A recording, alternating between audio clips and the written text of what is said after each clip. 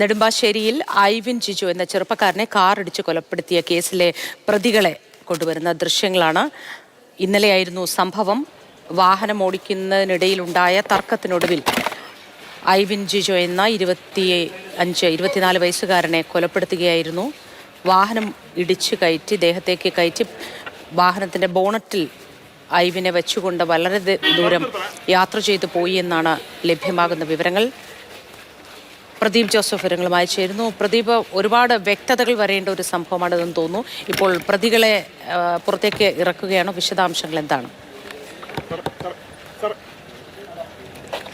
പ്രതികളിൽ ഒരാളായ മോഹനെ നെടുമ്പാശ്ശേരി പോലീസ് സ്റ്റേഷനിലാണ് സൂക്ഷിച്ചിരുന്നത്. ഇയാളെ വൈദ്യപരിശോധനയ്ക്ക് വേണ്ടി അങ്കമാലി താലൂക്ക് ആശുപത്രിയിലേക്ക് കൊണ്ടുപോകുന്നതിന് വേണ്ടിയാണ് ഇറക്കിയത്. കേസിലെ മറ്റൊരു പ്രതിയായ വിനയകുമാർ ദാസ് ഇപ്പോഴും അങ്കമാലിയിലെ സ്വകാര്യ ആശുപത്രിയിൽ ചികിത്സയിലാണ്. അവിടെ നിന്ന് ചികിത്സാർത്ഥം ഇയാളെ മറ്റൊരു ആശുപത്രിയിലേക്ക് മാറ്റുന്നതിനെക്കുറിച്ച് ആലോചിക്കുന്നുണ്ട്. ഡോക്ടർമാരുമായി സംസാരിച്ചതിന് ശേഷം മാത്രമേ അതിലൊരു തീരുമാനമുണ്ടാവുകയുള്ളൂ. അതേസമയം ഔപചാരികമായി അറസ്റ്റ് രേഖപ്പെടുത്തി വരുന്നതേയുള്ളൂ. ഇരുവരും നിലവിൽ കസ്റ്റഡിയിലാണ് എന്നാണ് Aluva rural SP. M Hemalatha അല്പസമയം മുൻപ് മാധ്യമങ്ങളോട് പറഞ്ഞത്. കൂടുതൽ വിശദാംശങ്ങൾ ശേഖരിച്ചു വരുന്നു. പ്രധാനമായും സാഹചര്യ തെളിവുകളും CCTV ദൃശ്യങ്ങളുമാണ് പോലീസ് ഈ കേസിൽ പ്രധാന തെളിവുകളായി അല്ലെങ്കിൽ രേഖയായി സ്വീകരിച്ചിരിക്കുന്നത്. ദൃക്സാക്ഷികളുടെ മൊഴികൾ അടക്കം രേഖപ്പെടുത്തുന്നുണ്ട്.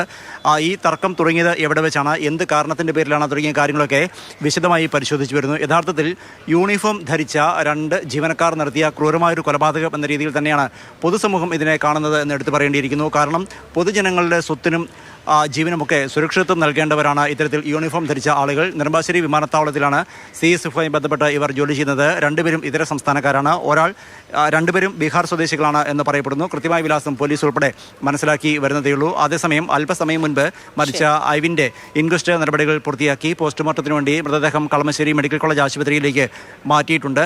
രണ്ടാമത്തെ ആളുടെ അറസ്റ്റ് അല്പസമയത്തിനകം തന്നെ രേഖപ്പെടുത്തുമെന്നാണ് പോലീസ് അറിയിച്ചിരിക്കുന്നത്. അതായത് സ്വകാര്യ ആശുപത്രിയിൽ കഴിയുന്ന ആളുടെ CSF ഉദ്യോഗസ്ഥന്റെ അറസ്റ്റ് വൈകാതെ തന്നെ വിശദാംശങ്ങൾ നൽകിയത്.